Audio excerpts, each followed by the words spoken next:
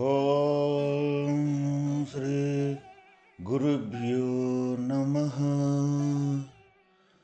ఓం శ్రీకృష్ణ పరబ్రహ్మణే నమః. ఓం శుక్లాంబరధరం విష్ణుం శశివర్ణం చతుర్భుజం ప్రసన్నవదనం ధ్యాయేత్ సర్వవిఘ్నోపశాంతయే. శ్రీ భగవద్గీత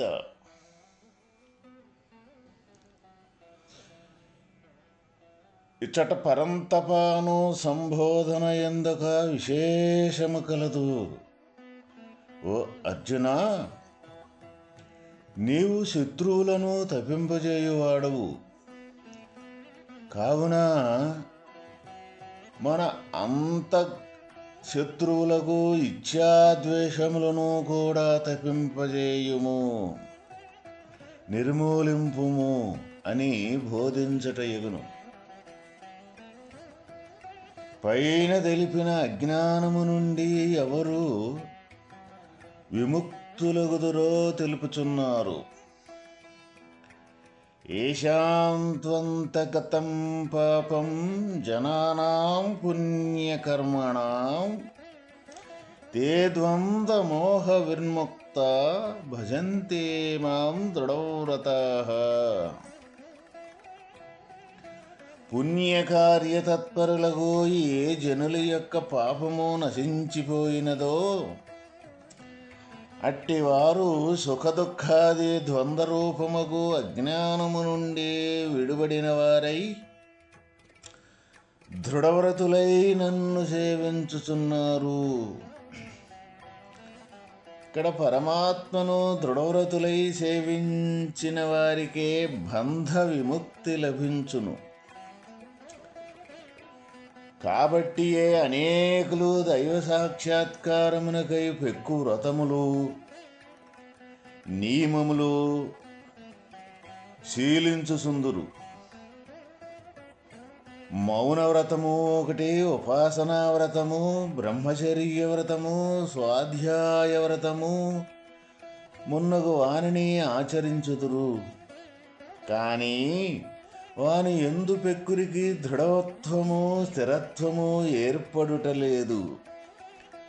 దానికి కారణమేమి?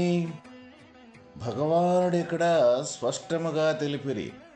అనేక జన్మార్జిత పాపమే దానికి కారణము.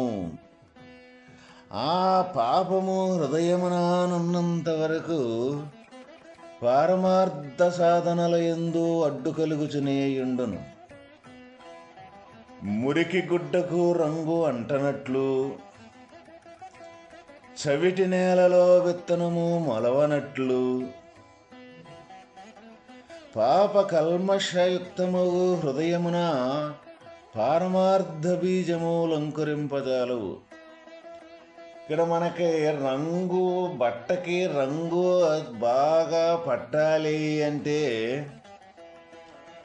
అది మొట్టమొదట మనం చేయవలసిన పని ఏమిటిదంటే, ఆ గుడ్డక ఉన్న మురికిని శుభ్రంగా ఉతికి ఆరబెట్టిన తర్వాతనే మనం దానికి ఏ రంగు అయినా కావాలి అని ఆ రంగును కానీ వేసినట్లయితే, ఆ రంగులో ముంచినట్లయితే ఆ గుడ్డకు రంగు బాగా పట్టుద్ది.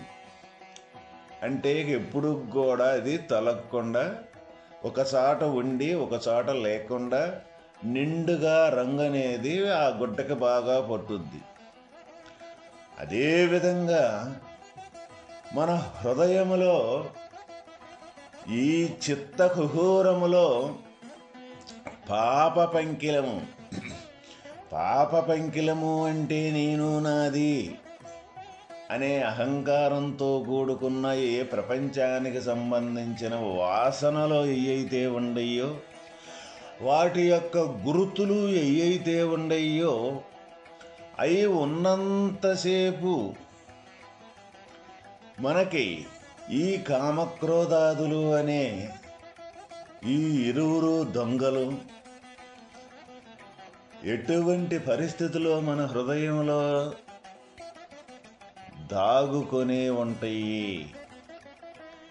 అందువల్ల ఆ లోన ఈ ఇరువురు దొంగలే ఇక్కడ మనకే పాప పంకిలము అని మనకి ఇక్కడ చెబుతూ ఉన్నారు.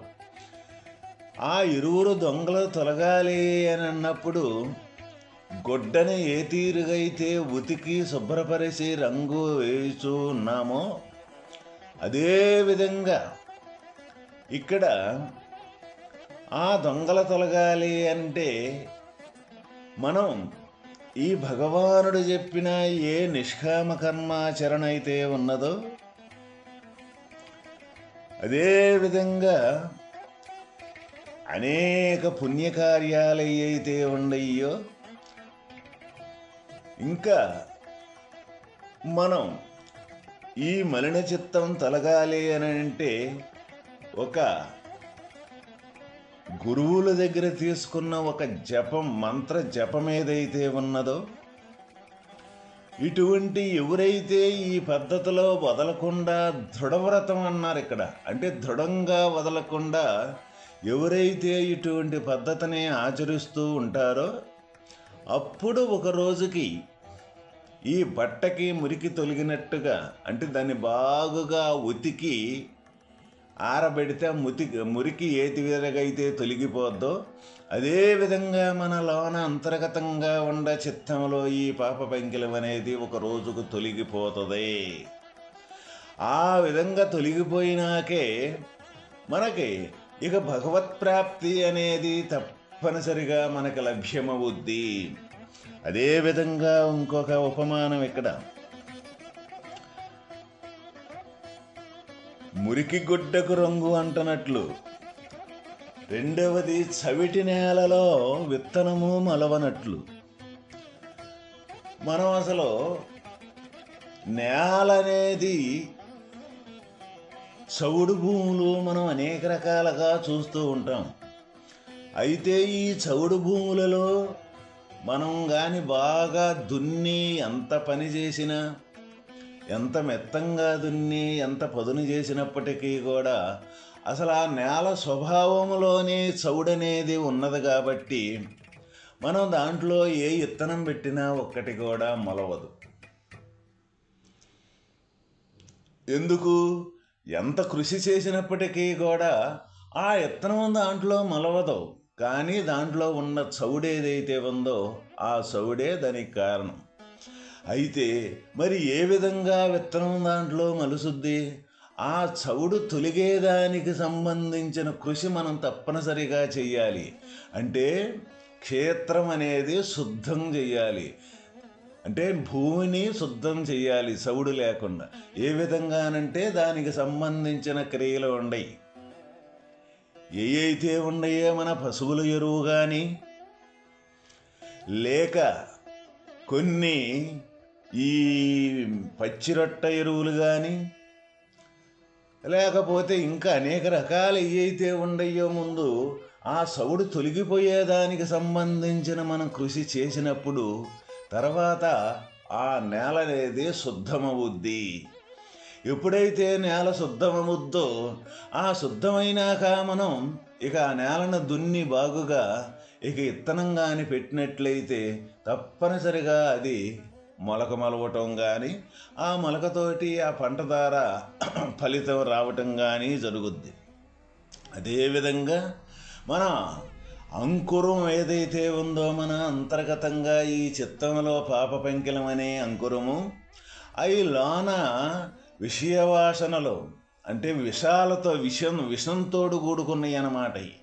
ఆ వాసనలు తొలగాలి అని అంటే ఏ విధంగా ఇప్పుడు ఈ భూమిలో సౌండ్ని మనం తొలగించి ముందు భూమిని మనం శుభ్రపరిచామో అదేవిధంగా మన లోన ఈ ప్రపంచానికి సంబంధించి ఈ నేను అనే అహంకారానికి సంబంధించి ఏ వాసనలో ఏ రూపకాలు ఏ గుర్తులు అయితే ఉన్నవో అవి మొత్తం కూడా తొలగి ఏ విధంగా మారాలి అనంటే ఈ నేను అనే గుర్తు ముందు దేహాన్ని చూసుకున్నప్పుడు ఈ దేహం అనేది ఈ పంచభూతాత్మకమైన నిర్మితమే ఈ దేహము అనే గుర్తు మనకు రావాలి.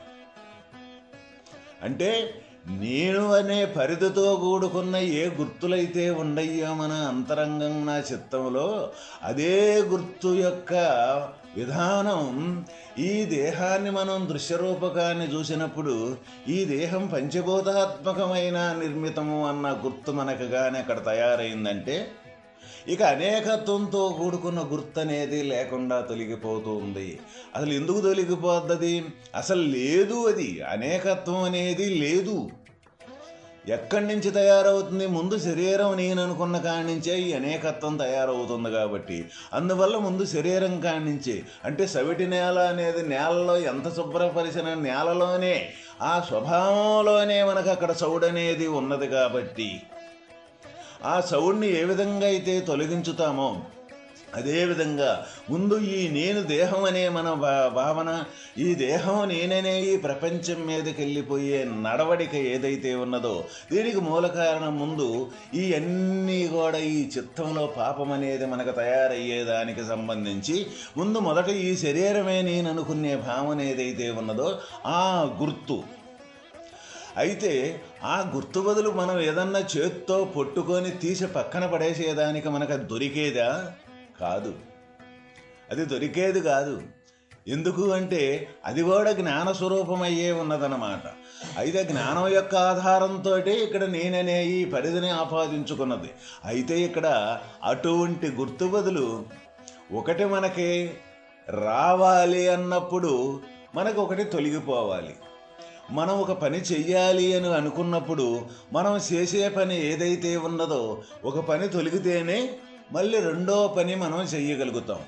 అదేవిధంగా ఈ ముందు ఈ నేను శరీరం అనుకునే అహంభావం ఏదైతే ఉన్నదో ఆ అహంభావం కానీ ముందు మనకు తొలగాలి అని అంటే ఇది నేను కాదు, దీనికి ఆధారమైన ఏ పంచభూతాత్మకమైన విశాల ప్రపంచమైతే ఉన్నదో దానికి దీనికి ఉన్న సంబంధాన్ని మనం విచారణ ద్వారా, మన నడిచే నడవడిక ద్వారా, మనం చూసే చూపు ద్వారా, మన పతి కదలిక కూడా ఈ దేహం అనేది పంచభూతాత్మకమైన నిర్మితమే కానీ వేరే కాదు అనే దృఢత్వం కలిగే మట్టికి మనం అటువంటి సాధన ఎవరైతే మనం చేయగలుగుతామో ఆ సాధన ద్వారా మనకి ఈ దేహం నేనే పరిధి యొక్క భావం తొలగి ఈ పంచభూతాత్మకమైన ప్రపంచమే నేను అనే భావన మనకు తొడపడుద్ది.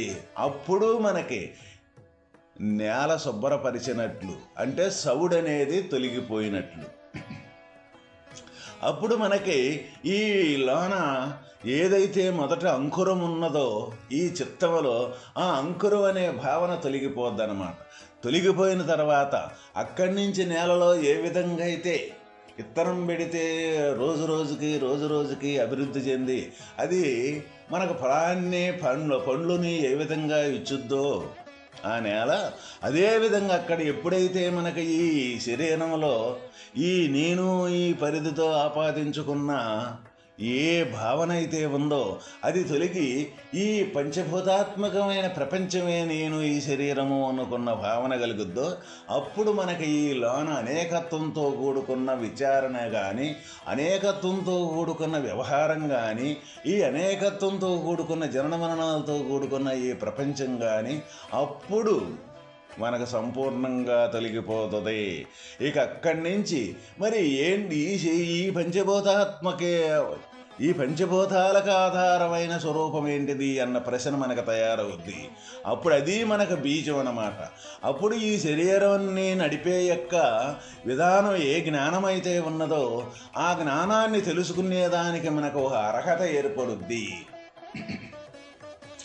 అటువంటి అర్హత ఎప్పుడైతే మనకి ఆ జ్ఞానం అనే బీజం అనేది ఎప్పుడైతే మనకు తయారవుద్దో అప్పుడు ఆ జ్ఞానంతో ఈ శరీరాన్ని ఏ విధంగా కదిలిస్తూ ఉన్నది, ఈ శరీరాన్ని జ్ఞానం ఎట్లా మనం చూసే ఈ దృశ్యరూపకంతో ఈ కంటితో చూసేది కానీ, ఈ మనసుతో ఆలోచన చేసేది కానీ, లేకపోతే ఈ నోటితోటి రుచి చూసేది కానీ, ఈ చర్మంతో స్పర్శను చూసేది కానీ, ఈ చెవుల ద్వారా శబ్దాన్ని వినేది కానీ, ఎప్పుడే అయితే ఇంక ఈ ముక్కు ద్వారా వాసన చూసేది కానీ, ఈ ప్రక్రియలన్నీ కూడా ఈ తన్మాత్రలు అంటాం. ఈ మనలోన ఉండే ఈ తన్మాత్రలు ఏవైతే ఉండవో, ఈ జ్ఞానేంద్రియాల ద్వారా ఈ తన్మాత్రలో ఏ విధంగా నడుస్తున్నాయో, ఈ మనస్సు యొక్క సంకల్పం కాడి అక్కడి నుంచి ఈ జ్ఞానేంద్రియాల ద్వారా ఈ తన్మాత్రలు అనేది మన అంతర్గతంగా ఏ విధంగా ప్రయాణం చేస్తూ ఉన్నవో, అవి మొత్తం కూడా మనం ఎప్పుడైతే జ్ఞానస్వరూపం అవుతామో, ఆ జ్ఞానం ద్వారా ఇది ఒక్కొక్కటి ప్రతి ఒక్కటి కూడా నేను గుర్తెరుగుతున్నాను. అప్పుడు నేను అంటే నిన్ను తెలుసుకో అంటే ఈ నేనంటే ఏమిటంటే ఆ జ్ఞానమే నేను. ఎప్పుడైతే ఆ జ్ఞానమే నేను అవుతాడో, ఇక శరీరం అనే యొక్క ఉనికి క్రమేపీ ఆ విధంగా తొలగిపోయి జ్ఞానస్వరూపంగానే తను ఈ క్రియాకలాపం మొత్తం జరుపుతూ ఉంటాడు. అంటే భగవంతుణ్ణి చేరేదానికి ఎవరు ఎక్కడ కనీసం అటువంటి స్థితిని, అటువంటి పద్ధతిని ఇక్కడ వస్తురూపకంగా తను మారిపోవాల్సిందే కానీ, ఒక్క విధంగా చెప్పాలి అంటే చెప్పినది విన్నదానితోటే ఆగిపోతే దొరికేది కాదు. విన్నదాన్ని అది ఇంతేలే అని తెలుసుకుంటే దొరికేది కాదు. ముందు శ్రవణం అనేది మనం తప్పనిసరిగా చెయ్యాలి. ఆ శ్రవణం చేసిన దాన్ని ఏ విధంగా మనం సాధన చేసి, సాధన అంటే నిరంతరం మన భావనలో ఏదైతే లేదో, లేని దాన్ని ఉండదాన్ని ఆధారం చూసి ఈ లేనిది అన్న మెలకువ అనేది ఏ సాధకుడికైతే దొరుకుద్దో, అప్పుడు ఈ లేని యొక్క పాప పంకిలం ఏదైతే ఉన్నదో అది మన చిత్తం కుహూరంలో నుంచి సంపూర్ణంగా తొలగిపోయేదానికి సంబంధించిన వాతావరణం మనకు ఏర్పడుద్ది. అదే ఇక్కడ మనకు అజ్ఞానము అని చెప్తారు, అదే ఇక్కడ మనకు పాపము అని చెప్తారు. అటువంటి ఈ అనేకత్వంతో కూడుకున్న ఏ పాపమైతే ఉన్నదో ఆ పాపంగానే నశించి ఎప్పుడైతే మనకు నశించుద్దో, నశించిన క్షణానే మనకు పుణ్యప్రదం అనేది అక్కడే తయారవుద్ది. అది పుణ్యం. అంటే భగవంతుని దగ్గరికి వెళ్ళేదానికి సంబంధించిన జ్ఞానం ఎప్పుడైతే మనకు తయారవుద్దో అది మనకి జ్ఞానము అంటే. అయితే భగవంతునికి దూరంగా నేను నాదని అహంకారంతో కూడుకొని ప్రపంచ జీవన విధానం ఏదైతే మనం చేస్తూ ఉన్నామో, ఈ ప్రపంచానికి సంబంధించిన ప్రతి ఒక్కటి కూడా మనకు పాపం కిందే వచ్చుద్ది. అట్లని ఈ ప్రపంచానికి సంబంధించిన పాపపుణ్యాలు సంబంధించిన పుణ్యకార్యాలు కొన్ని ఉన్నాయి. ఆ కార్యాలని వదలమని కాదు ఇక్కడ మనకు భగవానుడు ఇచ్చే సలహా. వాటిని చేసుకుంటూ ఏ పుణ్యకార్యాలైతే ఉండయో ఆ పుణ్యకార్యాలు 10 మందికి మేలు చేయటం కానీ, 10 మందికి కీడు అనర్చకుండా ఉండటం ఏదైతే ఉందో దాన్ని అది తొలగిపోవాలి అంటే 10 మందికి మేలు చేసే పద్ధతి ఏదైతే ఉందో ఆ మేలు చేసే పద్ధతి కానీ, ఒకరిని ఇబ్బంది పెట్టకుండా ఉండే పద్ధతి కానీ, ఇట్లా మనకు అనేక రకాల పుణ్యకార్యాలు ఏవైతే ఉండయో అవి మనకి ఈ ప్రపంచంలో కనపడుతూనే ఉంటాయి. వాటిని అన్నింటినీ చేస్తూ ఉంటే మనకి 10 మందికి ఇబ్బంది కలిగేది ముందు మనకు ఇబ్బంది కలిగి తర్వాత 10 మందికి బాధ కలిగే యొక్క క్రియలు ఏవైతే ఉండయో అయ్యి కామక్రోధ అరిషడ్ వర్గాలకు సంబంధించిన ఈ దుర్గుణ శక్తి ఈ తొలగిపోయి చివరికి మనకు వాస్తవమైన సత్వగుణం సంబంధించిన ఏ వాతావరణం అయితే ఉన్నదో అది మనకు తయారవుద్ది. ఆ తయారైన వాతావరణంతో ఈ వాస్తవమైన ఇక విచారణ, తత్వ విచారణ అనేది మనకు ఏర్పాటవుద్ది. ఆ తత్వ విచారణ ఎప్పుడైతే ఏర్పాటవుద్దో ఆ తత్వ విచారణతోటి మనకి భగవంతుని దగ్గరికి, భగవంతుని సాన్నిధ్యానికి, భగవంతుని యొక్క సర్వసమానంగా ఉండే సమాన స్థితి ఏ పరమాత్ముడైతే ఉన్నాడో ఆ పరమాత్మ యొక్క ఆధారం దగ్గరికి వెళ్ళి నేను కూడా అందులోనే ఉన్నానన్న సంగతి నేనైనా ఉనికిని ఎప్పుడైతే కోల్పోతామో అప్పుడే ప్రత్యక్షంగా భగవంతుని యొక్క స్వరూపం ప్రత్యక్షమైనట్టు మనకి. అప్పుడే భగవంతుని మనకు దర్శనం ఇచ్చినట్టు, అప్పుడే మనకి ఈ జనన మరణాలనే చక్రం నుంచి తొలగిపోయినట్టు. కాబట్టి ప్రతి ఒక్కరం కూడా మనం ఎటువంటి సాధన అయితే మనకి ఇక్కడ చెప్పారో, ఎటువంటి మార్గం అయితే భగవానుడు మనకు తెలియజేశాడో ఆ పద్ధతిని అనుసరించి తరించేదానికి తప్పనిసరిగా ప్రయత్నం చేస్తాం. ఓం తత్సత్.